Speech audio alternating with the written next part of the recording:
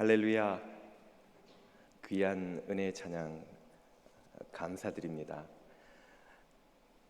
우리 주님의 놀라운 평화와 위로와 기쁨이 여러분의 심령과 가정과 일터 위에 흘러 넘치시기를 축복합니다.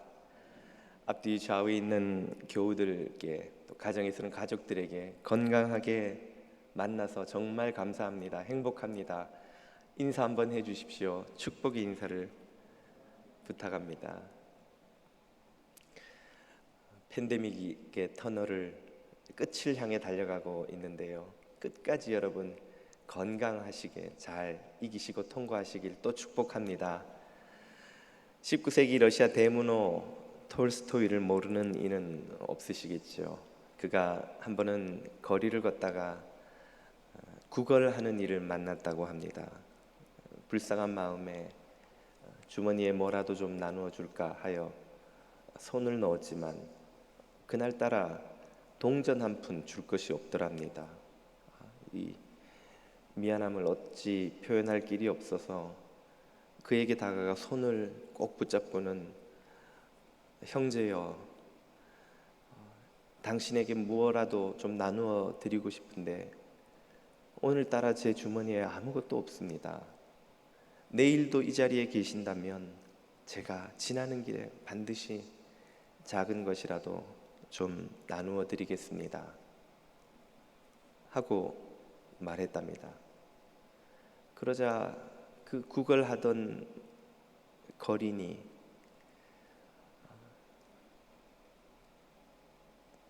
도무지 이해할 수 없다는 듯한 표정과, 그리고 한편으로는 감격한 얼굴로 그렇게 말했습니다. 선생님은 저에게 이때까지 단 한 번도 받아본 적이 없는 귀한 것을 이미 주셨습니다. 이 거리를 지나는 사람들 중 누구도 나를 형제라고 불러주니가 없었습니다. 모두가 나를 야, 너 이 거렁뱅이, 온갖 무시와 멸시의 말로 불렀지 그 누구도 나를 형제라고 불러준 적이 없었는데 선생님이 저를 형제라 불러주시니 이보다 더 귀한 선물을 전 받아본 적이 없습니다. 선생님은 이미 제게 세상에서 가장 큰 것을 주셨습니다. 그렇게 답했다는 것입니다. 톨스토이가 구걸하는 사람을 형제라고 부른 것은 우연이 아닙니다. 그는 성경을 깊이 묵상하며 자신의 삶과 19세기 제정 러시아 사회의 질서에 대한 깊은 고민을 갖고 있었습니다. 자신은 태어나 보니 귀족 집안의 아들로 손 하나 까딱하지 않고 엄청난 부를 소유하고 편안하게 인생을 살아가는 반면 자신의 가문의 농노들은 태어나 죽을 때까지 뼈 빠지게 일을 하고 고생을 하고 평균 수명도 짧아서 일찍 죽고, 그러면서도 그 농노의 신분을 벗어나지 못한 채 배를 골무며 살아가는 것을 보고 성경이 우리를 모두 형제와 자매라고 부르시는데 왜 우리는 이렇게 계급이 있는 사회에서 누군가는 부를 독점하고 누군가는 저렇게 비참한 삶을 살아가야 하는가? 늘 문제의식을 가지고 의문을 던지며 살았습니다. 그의 그런 의식은 그의 작품에도 잘 반영이 되어 있죠. 그는 실제로 자신의 땅을 농노들에게 나누어 주며 그들의 삶을 개선시켜 보고자 노력하기도 했던 사람입니다. 성경은 우리의 진짜 신분을 가르쳐 줍니다. 이 땅에서 살아가는 동안 우리는 눈에 보이는 것으로 우리 자신이 누군지를 이해하고 살아가죠. 이 미주 땅에서 이민자로, 아시안으로, 또 남자로 여자로 일터에 가면 누군가는 사장이라 불리고 누군가는 직원이라 불리며 자신의 존재, 정체성을 이해합니다. 누군가는 고객이 되어서 물건을 사고, 누군가는 또 점원이 되어서 그것을 팔면서 자신이 하는 일에 의해서, 자신이 불리는 그 직책에 의해서, 혹은 자신의 외모가 가지고 있는 그 특징에 의해서 자신을 이해하고 규정하며 살아갑니다. 특히 혐오 범죄가 기승을 부리는 요즘엔 우리는 차별과 혐오의 희생자가 되지 않을까 긴장하고 또 두려워하기도 하고, 이민 생활을 하면서 왠지 내가 이 사회의 아웃사이더 같고 여기에 어울리지 않는 사람인 것 같다는 불편한 마음을 갖고 살아갈 때가 없지 않아 있지요. 이 모든 것이 우리가 누구인지를 겉으로 보이는 것에 의해서 이해하기 때문입니다. 우리의 진짜 신분은 무엇인지, 우리는 진짜 누구인지를 가르쳐주는 성경의 말씀, 그 말씀을 오늘 우리는 본문을 통해서 들을 수 있습니다. 오늘 본문은 혈루증 걸린 여인과 예수님의 만남의 이야기를 다룹니다. 여러모로 이 이야기는 성경에서 예외적인 면을 갖고 있습니다. 불쌍한 여인이 아닐 수 없지요. 12년 동안 혈루증을 앓으며 여러 의사들을 만나서 가진 돈을 다 탕진했지만 전혀 차도가 없어 참 비참하게 살아가고 있던 그녀는 예수님에 관한 소문을 듣고 어떻게든 그분을 만나야겠다 고대하고 기다리고 있었습니다. 그분이 가버나움 거리의 해변에 나타나셨다는 이야기를 듣고 달려나갔을 때에는 이미 예수님은 많은 무리에 둘러싸여서 어디론가 이동하는 중이셨습니다. 얼굴을 가린 채 옆 사람에게 물어보니 예수님께서 회당장 야이로의 딸을 고치러 그의 집으로 가시는 중이라고 하는 것입니다. 그녀의 마음에 용기가 사라졌습니다.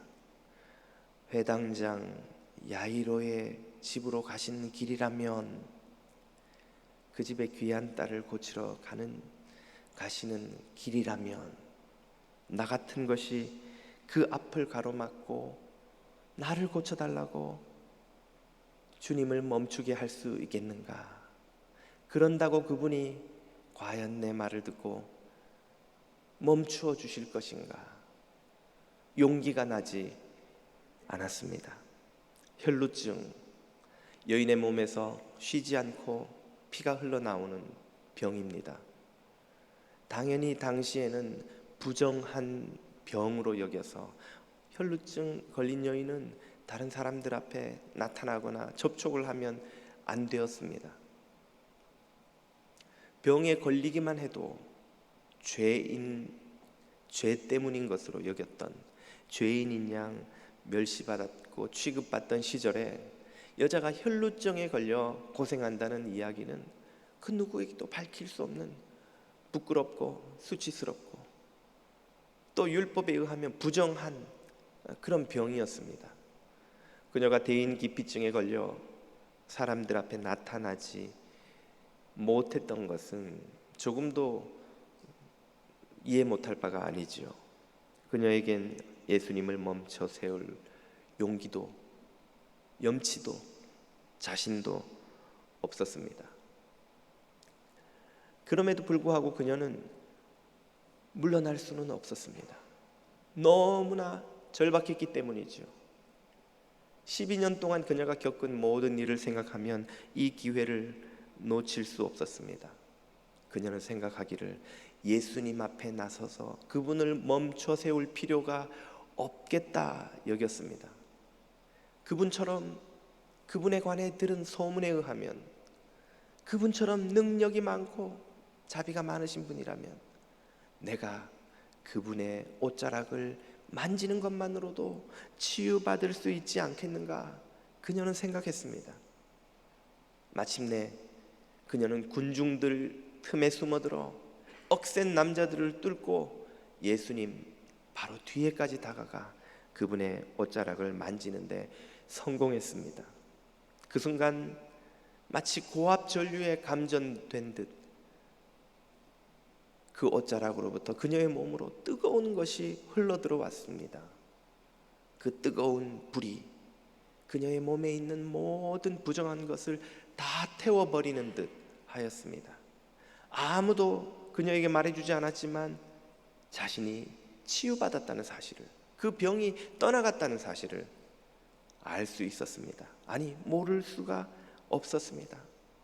기쁘고 흥분한 그녀는 얼른 다시 군중들 틈에 섞여 사라졌습니다. 이 이야기가 복음서에서 아주 예외적인 이유가 여기에 첫 번째 등장합니다. 그것은 이 치유 사건이 예수님도 모르게 일어났다는 사실입니다. 성경의 모든 예수님의 치유 사건을 찾아보신다면 모두가 예수님이 의식하시는 중에 예수님의 의지에 의해서 일어납니다. 그런데 이 장면에서의 치유는 예수님도 모르게 몰래 그분의 옷을 만졌는데도 치유가 일어나는 것이죠. 유일한 사건입니다. 그녀는 회당장처럼 예수님 앞에 나가 엎드려서 예수님에게 호소하지도 않았습니다. 예수님이 그녀에게 안수하시거나 그녀에게 명령하시거나 기도해 주셔서 무슨 치유를 일으키신 것도 아니었습니다. 예수님은 모르신 채 그냥 길을 가시는 중에 뒤에서 살짝 그 옷을 만졌는데도 불구하고 그녀는 고침을 받은, 예수님이 의식하시지 못한 채 일어난 유일한 치유 사건인 것이죠. 도대체 어떻게 그녀는 치유받을 수 있었을까요? 성경은 그 이유를 우리에게 가르쳐 주십니다. 첫 번째는 예수님의 안에서 흘러넘치도록 역사하시는 하나님의 능력 때문입니다. 하나님의 능력이 예수님 안에서 흘러넘치고 있었기 때문에 그분의 옷의 가장 끝자락을 가볍게 터치하는 것만으로도 그 능력을 피할 수가 없었던 것이죠. 이것은 마치 고압 전류에 감전되는 것과 같다 하겠습니다. 전선이 수십 킬로를 뻗어 있어도 그 전선 어디를 만져도, 그 가장 끝 가장자리를 만져도 그 전류에 감전되는 것을 피할 수가 없지요. 왜입니까? 전류가 너무나 강력하기 때문이죠. 너무나 강력한 전류가 그 전선을 가득 채우고 넘쳐 흐르고 있기 때문에 우리가 그 전선 어디를 어떻게 만지든 감전되는 것을 피할 수 없는 것과 같습니다.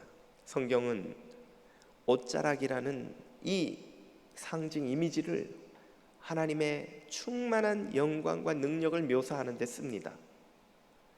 이사야 6장 1절을 보십시오. 우시야 왕이 죽던 해에 이사야가 본즉 주께서 높이 들린 보좌에 앉으셨는데 그 옷자락은 성전에 가득하였고, 여호와 하나님의 모습을 묘사할 길이 없습니다. 그분은 우리처럼 육신을 가진 분이 아니시기 때문이죠. 그분의 영광을 묘사하기 위해, 그분의 임재를 묘사하기 위해 쓴 상징이 바로 옷자락이죠. 성전에 옷자락이 가득한 거예요. 김도환 목사의 임재는 이 자리에 한정됩니다. 저의 존재는 여기서 한 치도 못 나가지요. 저는 저 예배당 끝에 존재하지 못합니다. 그러나 여호와 하나님이 이곳에 임재하시면 그분의 임재는 예배당 구석구석 틈이 남아나지 않게 충만하게 임재하신다는 사실을 옷자락이라는 이미지가 성전 끝까지 퍼져 있다는 이 표현으로 설명하신 겁니다. 3절은 계속해서 말씀하십니다. 천사들이 서로 불러 이르되 거룩하다 거룩하다 거룩하다 만군의 여호와여, 그 영광이 온 땅에 충만하도다. 그 영광이 온 땅에 충만, 그 영광이 온 땅에 충만, 그 영광이 온 땅에 충만,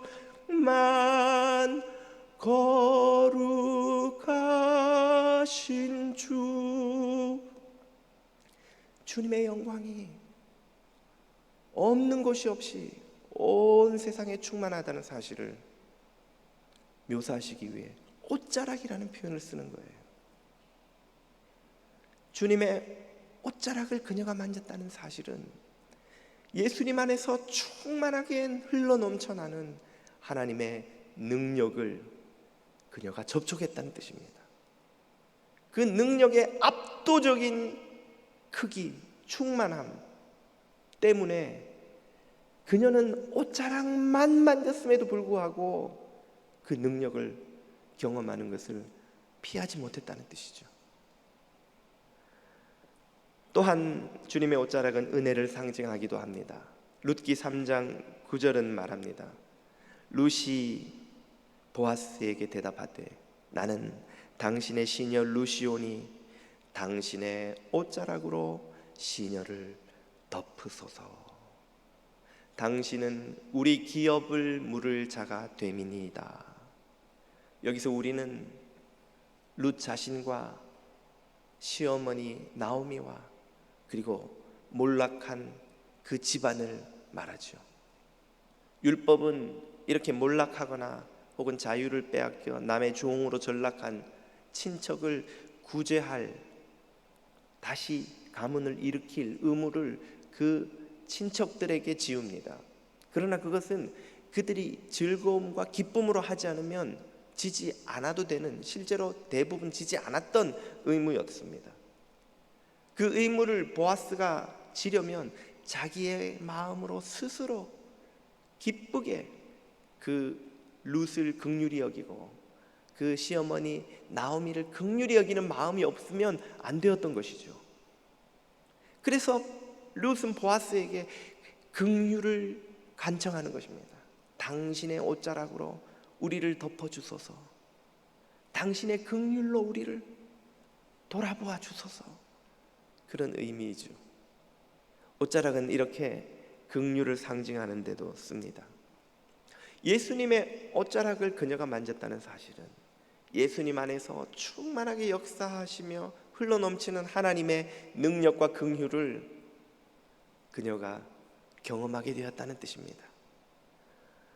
예수님의 옷자락을 만지는 이는 그러므로 실제로 복음서에 의하면 그녀 말고도 치유받는 이들이 많았다고 합니다. 마태복음 14장입니다. 다만 예수의 옷자락에라도 손을 대게 하시기를 무리들이 모여 간구하니 그 옷자락에 손을 대는 자는 다 나음을 얻으니라. 아멘. 주님 안의 능력이 너무나 충만하게 흘러넘치기 때문에 그 주님과 닿는 이들은 구원을 경험하지 않을 수 없었던 것입니다. 우리 주 예수님에게 손 내미시는 모든 성도 여러분에게 이런 하나님의 능력이 경험되기를 주님의 이름으로 축복합니다. 그녀가 치유받은 두 번째 이유는 예수님 안에서 흘러넘치는 하나님의 자비 때문이었습니다. 자신에게서 능력이 나간 것을 알게 되신 예수님은 돌아보고 누가 자신을 만졌는지를 찾으시죠. 마침내 숨길 수 없음을 알게 된 그녀가 두려워 떨며 예수님 앞에 나와 자신의 모든 것을, 자신의 한 행동을 고백했습니다. 그러자 예수님이 그녀를 뭐라고 부르는지를 주목해 보십시오. 본문 34절입니다. 예수께서 이르시되 따라. 그녀를 예수님이 따라 하고 부르십니다. 이게 뭐가 이상한가? 여자를 보고 따라 이렇게 부를 수도 있지.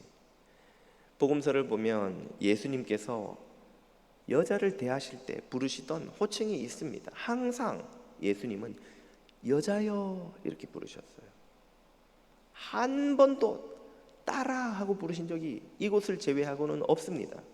이것이 이 본문이 예외적인 두 번째 이유인데요. 심지어 예수님은 어머니 마리아를 부를 때도 여자여 보소서 당신의 아들이니이다 하고 제자인 요한을 소개하기도 했죠. 십자가에서 어머니를 요한에게 맡길 때에 말이죠. 항상 여자여 하고 부르시던 분이 왜 유독 이 장면에서만 그녀를 향해 따라하고 부르셨을까요? 짐작컨대 그녀가 12년 동안 혈루증을 앓았다. 나이가 적지 않을 가능성이 있습니다. 그렇지 않겠어요?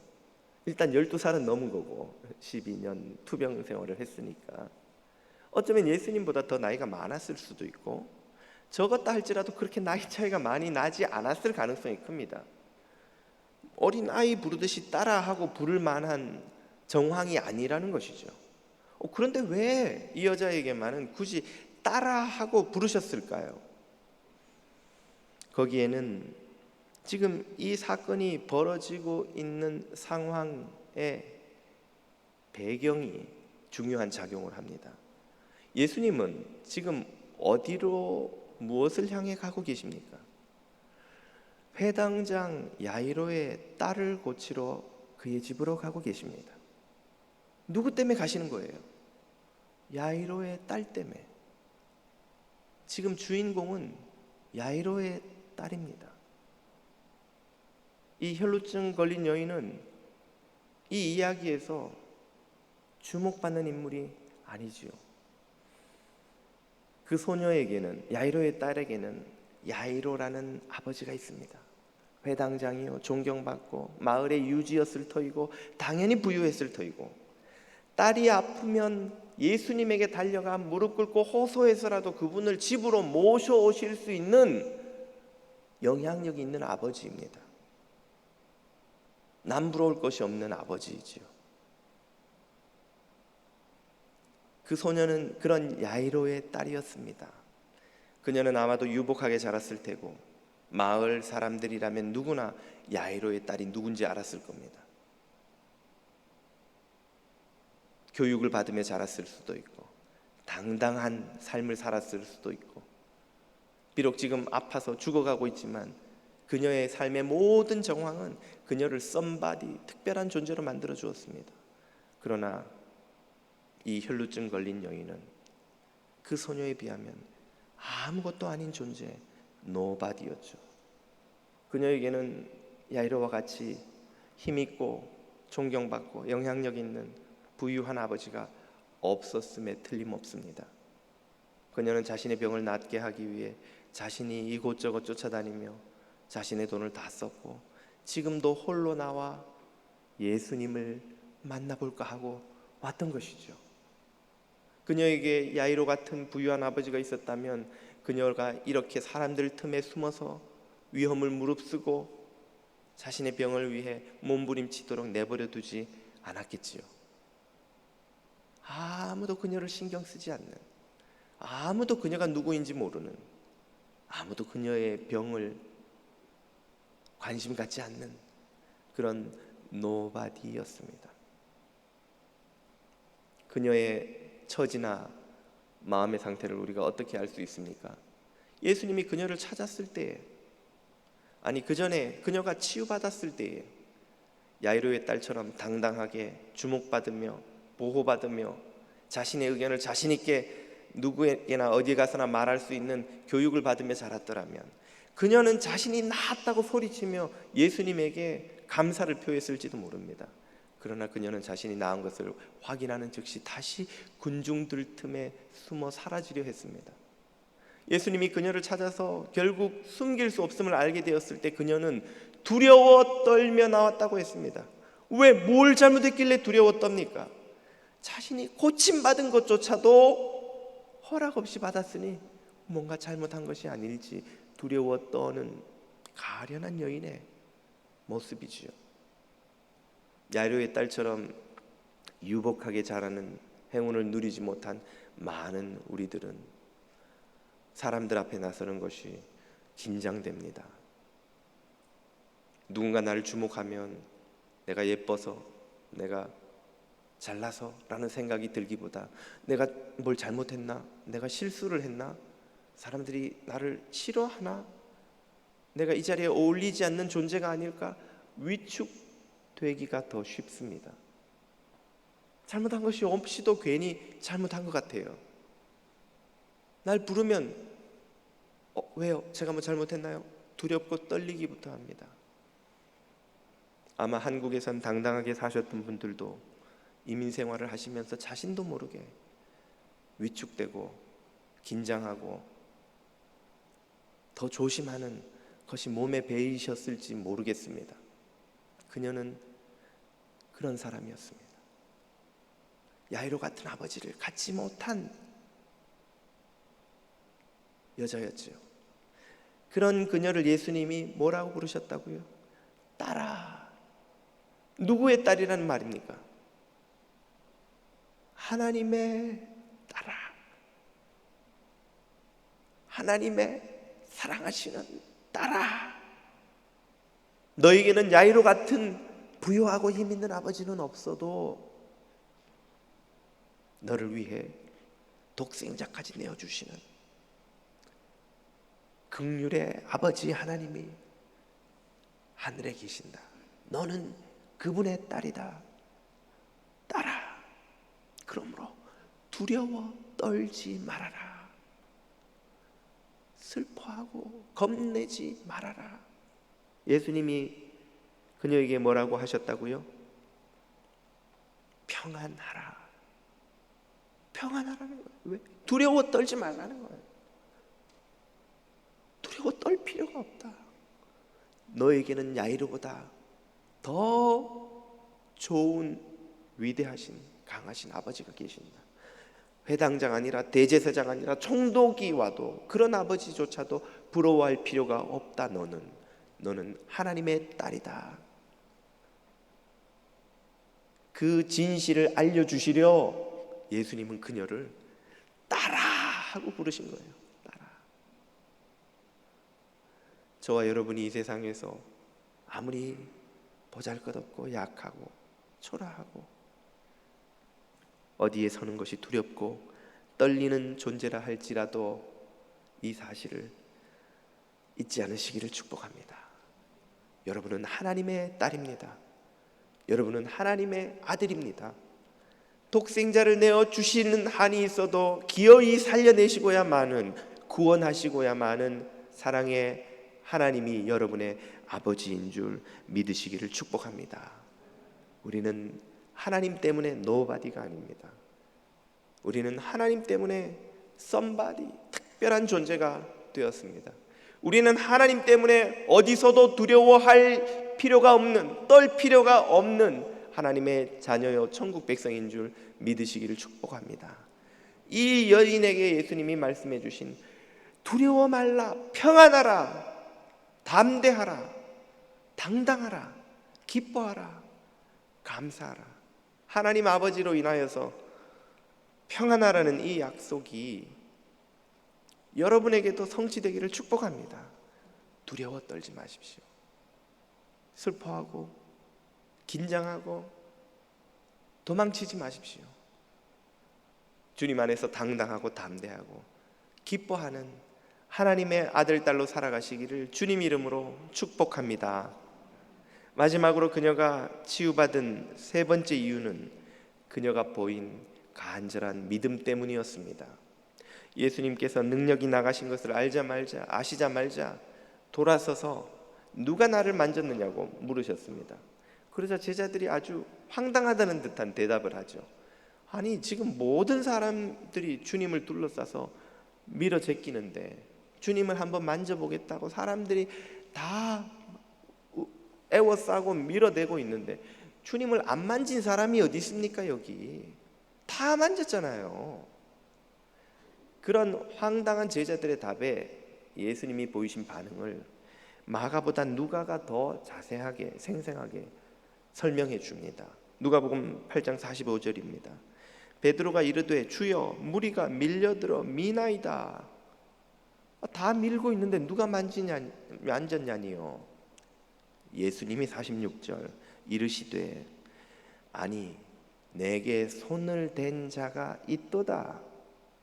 아니, 그냥 의미 없이 나를 만지는 사람들 말고, 헛된 욕심과 어리석음과 미련과 호기심으로 그냥 나를 만져보는 사람들 말고, 누군가 믿음으로 나를 만진 자가 있도다. 왜냐하면 내게서 능력이 나간 것을 내가 알기 때문이다 하시고 그녀를 찾으시죠. 마침내 그녀가 예수님 앞에 나타나자 예수님이 말씀하십니다. 34절, 예수께서 이르시되 딸아, 내 믿음이 너를 구원하였으니 평안히 가라. 내 병에서 놓여 건강할지어다. 아멘. 무엇이 그녀를 치유하였습니까? 믿음이 그녀를 치유하였습니다. 믿음이 그녀를 구원하였습니다. 믿음으로 인해 그녀는 평안을 얻었습니다. 이 믿음이야말로 예수님께서 간절히 찾으시는 것이죠. 예수님은 이렇게 믿음으로 당신을 만지는 자, 믿음으로 예배하는 자를 찾으시는 줄 믿습니다. 오늘 이 주일 아침에 전 세계에서 자신을 그리스도인이라고 여기는 25억이 넘는 이들이 예배를 드리고 있습니다. 개신교, 캐톨릭, 동방정교회, 여러 소종파, 수많은 사람들이 주님을 예배하고 돌아가지만 그 중에서 주님의 능력과 은혜를 충만히 경험하고 가는 이들은 그리 많지 않습니다. 왜입니까? 모두가 예수님을 만지고 있는데, 모두가 예수님을 애워싸고 밀고 있는데, 그녀만이 주님의 능력과 은혜를 경험한 것처럼 오늘 수많은 예배자들 가운데 주님을 만나고 돌아가는 사람은 많지 않습니다. 왜일까요? 그녀가 보여준 이 겸손하고 간절한 믿음이 없기 때문이 아닙니까? 그 무리들은 아마 그때 무슨 일이 벌어지고 있는지도 제대로 이해하지 못했을 겁니다. 막 예수님을 애워싸고 밀고 호기심에 야이로의 딸이 죽어간다는데 이 젊은 랍비가 어떻게 하는가 보자 막 몰려가다가 그때 벌어진 일을 두고는 집에 돌아가서 무용담처럼 막 이야기할지도 모르죠. 이상한 여자가 갑자기 예수님 앞에 와가지고 무릎 꿇더라고. 예수라는 랍비가 막 사람을 찾는데 다 밀어붙이는데 왜 누구를 찾는 거야? 그 여자 처음 보는데 이상한 여자 같았어. 무슨 일이 벌어지고 있는지 모르고 그저 예수님을 한 번씩 만지고 돌아간 수많은 무리들이 거기 있었습니다. 오늘도 예배는 드리지만 주님을 보지 못하고 눈에 보이는 것들만 잔뜩 보고 돌아가는 이들이 많습니다. 오늘 목사님이 뭘 잘못 드셨나요? 설교가 5분이나 더 길었어. 약속이 있는데 말이야. 빨리 예배를. 사람 신실함이 없어. 항상 같은 시간에 맞춰야지. 오늘 반주는 왜 그래? 오늘 삑사리 난 거 들었어? 그거 반주 오늘 완벽했어요. 근데 관리부는 뭐 하는 거야? 에어컨이 제대로 안 돌아가서 오늘은 더운데 온도 조절이 또 그것도 안 되나?